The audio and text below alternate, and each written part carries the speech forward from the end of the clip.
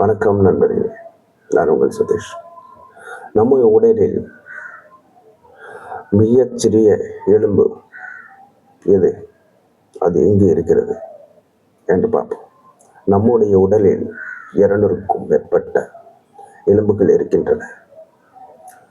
ஆனால் அவற்றில் மிகச்சிறிய எலும்பு எது தெரியுமா? நம்முடைய காதுக்குள் இருக்கும் ஸ்டெப் என்ற ஒரு எலும்புதான். இந்த எலும்பின் நீளம் சுமார் 3 மில்லிமீட்டர் மட்டுமே. அதாவது ஒரு சிறிய அரிசி மணியை விடவும் மிகச்சிறிய அளவு கொண்டது. இது காதின் நடுப்பகுதியில் இருக்கும் 3 சிறிய எலும்புகளில் ஒன்று. அந்த 3 எலும்புகள் மலியஸ்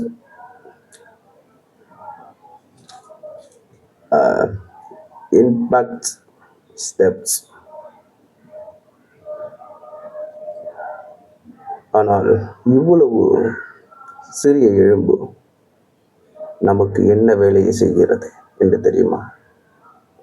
நாம் பேசும் சத்தம், இசை, வாகன சத்தம், பறவைகளின் சத்தம் என்று எல்லா ஒலிகளிலும் காதுக்குள் அதிர்வுகளை உருவாக்குகின்றது.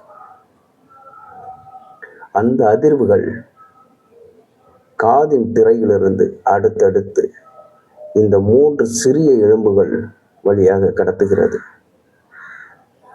இதில் கடைசியாக இருக்கும் ஸ்டெப் அந்த அதிர்வுகளை உள்காதுக்கு அனுப்புகிறது. இதன் மூலமாகத்தான் நம்மால் ஒலியை கேட்க முடிகிறது.